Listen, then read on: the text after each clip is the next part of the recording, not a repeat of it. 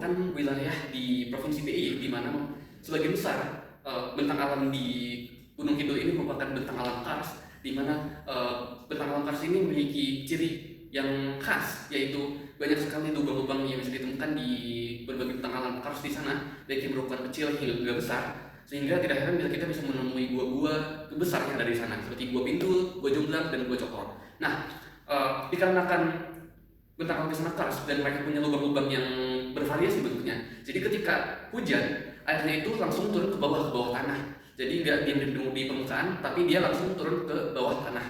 Makanya di sistem bentang alam kars itu kan kita bisa menemui banyak banget sungai bawah tanah, danau bawah tanah, dan sumber-sumber mata air lainnya yang ada di bawah tanah, di bawah bentang alam kars itu. Nah, dikarenakan air di permukaan cepat turun ke bawah tanah, maka permukaan pun kering dan otomatis tanah pun kering. Nah, karena tanah kering, jadi tanah yang ada di wilayah tersebut itu kurang cocok untuk ditanami berbagai jenis tanaman. Jadi hanya bisa ditanami oleh beberapa tanaman tertentu saja.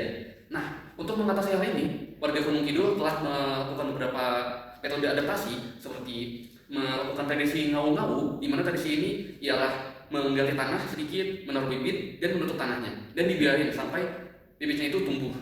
Nah, itu dengan adanya proses tersebut, itu bisa mengurangi jumlah kebutuhan air dari tanaman tersebut, lebih efisien, lebih praktis, dan juga panen dari tanaman tersebut akan lebih cepat. Nah, selain itu, ada juga mereka membuat yang namanya lumpan. Jadi lumpan itu mereka menyimpan stok makanan yang ada yang sudah mereka ambil dari pertanian, disimpan di sana, dan ketika mereka membutuhkan, mereka tinggal ambil di sana tanpa harus bercocok tanam lagi. Dan kalau misal ada keluarga lain yang membutuhkan, mereka juga bisa saling berbagi stok makanan yang ada di lumbung pangan tersebut. Warga Gunung Kidul desa itu memiliki pendapatan yang cukup rendah ya bila dibandingkan dengan daerah lainnya di Provinsi DIY, seperti contohnya Kabupaten Sleman dan Kota Yogyakarta sendiri. Nah, dikarenakan pendapatan atau UMR yang rendah ini, mereka juga jadi terbatas dong untuk membeli segala kebutuhan pangan untuk sehari-hari, termasuk air. Nah, karena bentang alam kars ini itu kan tersusun dari batuan kalsium karbonat dan batu gamping ya. Jadi begitu dibuat itu bakal cukup susah dan makan waktu lama untuk bisa tembus ke bawah. Nah, jadi di sana itu pasti syarat banget akan kekeringan, karena dari warga Gunung Kidul sendiri juga kesusahan untuk mendapatkan air, sehingga pada akhirnya mereka mencari jalan terakhir, yaitu membeli air, di mana harga air di sana itu dijualnya bervariasi harganya, mulai dari 5.000 hingga 250.000 per liter, per 1 liter airnya. Pendapatan mereka aja udah sekecil itu, apalagi kalau setengah atau lebih pendapatan mereka itu dipakai untuk membeli air, sia-sia dong, karena mereka juga masih punya pengeluaran yang lainnya, masa hanya habis untuk membeli air dengan harga yang fantastis. Nah, berdasarkan penjelasan tersebut, maka kasus di Gunung Kidul merupakan contoh yang baik dari determinisme. Salah satu wilayah di Provinsi DIY yang memiliki bentang alam struktural. Makanya di sana ada pegunungan menoreh yang memiliki beberapa relief seperti pegunungan, perbukitan, lembah, dan lain-lain. Nah, dikarenakan bentang alamnya seperti itu, maka itu akan mempengaruhi jenis tanahnya juga.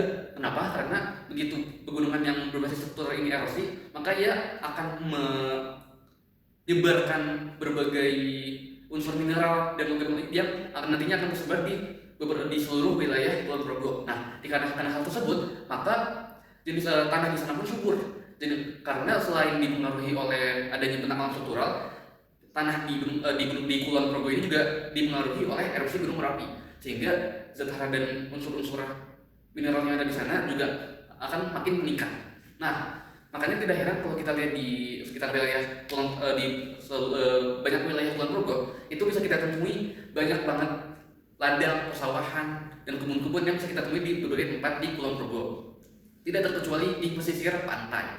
Nah, di pesisir pantai ini fun fact, dia pertanian yang cukup berkembang hingga sekarang. Makanya luas wilayah pertanian di pesisir pantai itu juga gak kalah sama luas wilayah pertanian di daratan di atasnya. Nah, namun pertanian di pesisir pantai ini dia ada satu masalah. Ketika gelombang pasang terjadi, itu besar kemungkinan ladang-ladang persawahan atau pertanian yang ada di pesisir pantai itu bisa tenggelam. Kenapa? Dikarenakan itu tadi, kenaikan air laut akibat gelombang pasang itu berisiko besar untuk menenggelamkan pertanian atau ladang persawahan yang ada di sana. Nah, dikarenakan hal tersebut, maka petani-petani di Kulon Progo itu sudah melakukan beberapa inovasi juga, bukan inovasi lebih ke arah adaptasi terhadap yang ada, kondisi alam yang ada. Nah, mereka bikin yang namanya sawah surjan, di mana mereka membuat garis-garis gundukan tanah di sepanjang pesisir pantai itu bertujuan untuk menghalau air dari lautan yang berpotensi untuk menerjang lahan pertanian yang ada di sana. Nah, gundukan-gundukan tersebut nggak cuma gundukan tanah doang, tapi di atasnya juga ditanami atau ditanami sama berbagai jenis tanaman palawija, termasuk kelapa. Dikarenakan ada gundukan seperti itu, maka kedepannya air laut akan tertahan, jadi nggak langsung masuk ke pertanian. Nah, itu adalah salah satu bentuk adaptasi pertanian di Kulon Progo. Nah, oleh karena itu, contoh kasus di Kulon Progo ini juga sama seperti Gunung Kidul, masuk ke determinisme. Nah, setelah saya menyampaikan pendapat saya ini di debat beberapa minggu yang lalu, kelompok sebelah pun ikut berpendapat juga. Alasan mengapa mereka menganggap contoh Gunung Kidul ini merupakan posibilisme, contoh dari posibilisme. Nah, mereka bilang bahwa dengan segala kepintaran yang dimiliki oleh manusia, manusia pun juga optimis bahwa mereka bisa merubah kondisi alam di suatu tempat dengan alat atau inovasi yang mereka buat. Misalnya, dari yang tadinya gersang jadi subur, yang tadinya basah yang kering jadi basah, yang tadinya hujan jadi hujan, jadi banyak cadangan mata air, dan lain sebagainya. Nah, itu semua bisa tercapai dengan berbagai alat atau inovasi yang diciptakan oleh manusia untuk mencapai hal-hal tersebut. Nah, oleh karena itu, mereka juga berkata bahwa sebenarnya di Gunung Kidul, warga di sana itu juga sudah mulai melakukan inovasi, membuat alat baru gitu. Contohnya adalah mereka mengembangkan sistem agroforestry, atau mereka bisa membuat pompa bor dengan mata bor yang lebih capable untuk menembus batuan kars, sehingga mereka nantinya nggak akan kesusahan air, dan berbagai inovasi lainnya yang telah diciptakan atau digunakan oleh warga Gunung Kidul. Nah, oleh karena itu mereka menganggap bahwa Gunung Kidul, contoh kasus Gunung Kidul merupakan contoh dari posibilisme.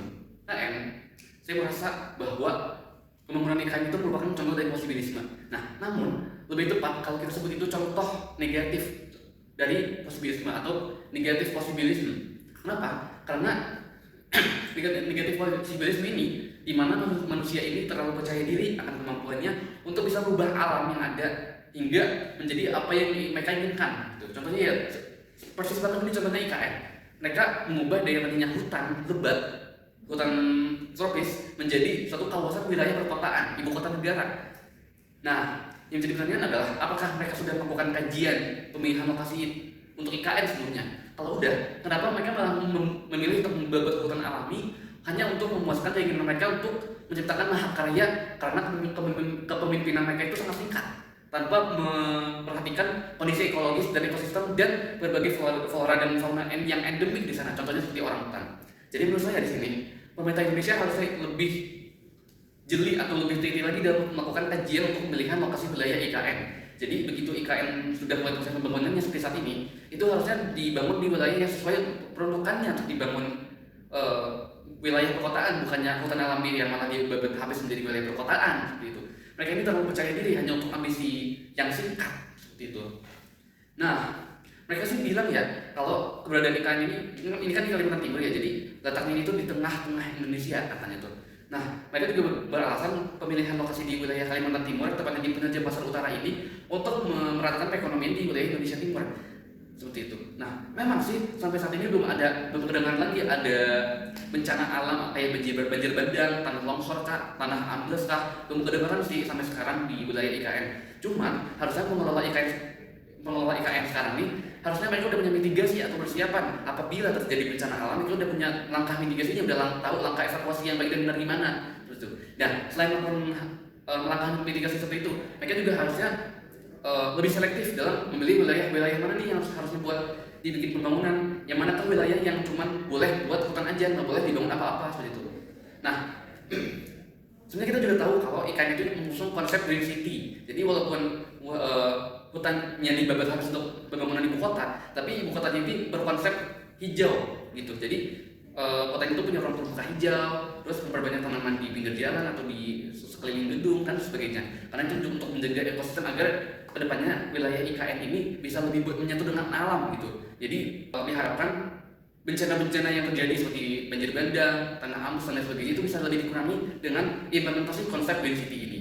Namun tetap saja karena mereka sebelumnya membabat habis wilayah hutan tersebut hanya untuk membangun ibu kota negara. Jadi kita bisa menganggap bahwa contoh ini bukan contoh dari posibilisme yang negatif. Kemudian saya juga percaya bahwa Contoh kasus IKN ini merupakan gabungan dari pemahaman organistik dan mekanistik. Kenapa saya berkata demikian? Karena sejauh ini belum ada timbal balik sih antara aktivitas manusia dengan timbal balik yang dihasilkan oleh alam. Begitupun sebaliknya. Contoh, manusia atau kontraktor di sana membabat habis hutan untuk membangun perkotaan. Namun sampai saat ini belum ada bencana alam seperti banjir bandang, tanah longsor, tanah ambles, dan bencana lainnya yang terjadi.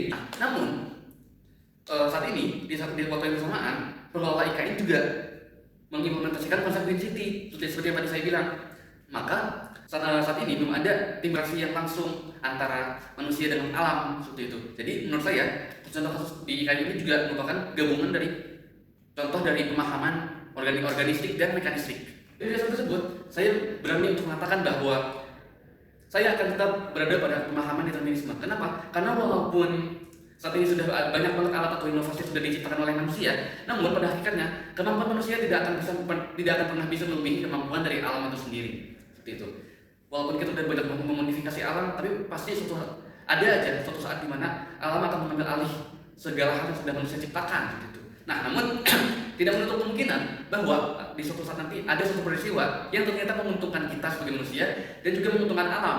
Nah, pembangunan IKN seperti yang kita tahu kan itu dibabat habis hutannya untuk dibangun wilayah perkotaan atau ibu kota negara. Nah, namun kalau seandainya pengelola IKN itu berupaya keras atau serius untuk menjadikan atau mengimplementasikan konsep Green City pada IKN, maka insya Allah kedepannya tidak akan terjadi bencana alam seperti banjir bandang, tanah ambles, tanah longsor, dan lain sebagainya. Nah, oleh karena itu dari penjelasan ini sangat diperlukan kajian yang lebih mendalam agar segala aktivitas yang kita lakukan, segala alat, segala inovasi, segala pembangunan yang kita lakukan, yang kita ciptakan itu akan tetap menjaga keseimbangan antara aktivitas kita sebagai manusia dan aktivitas alamiah.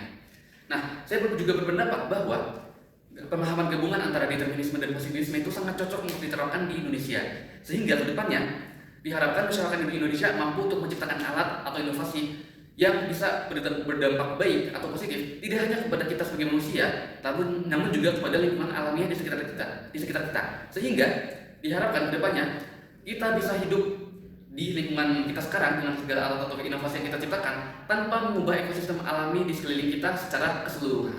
Sekian dari saya, terima kasih.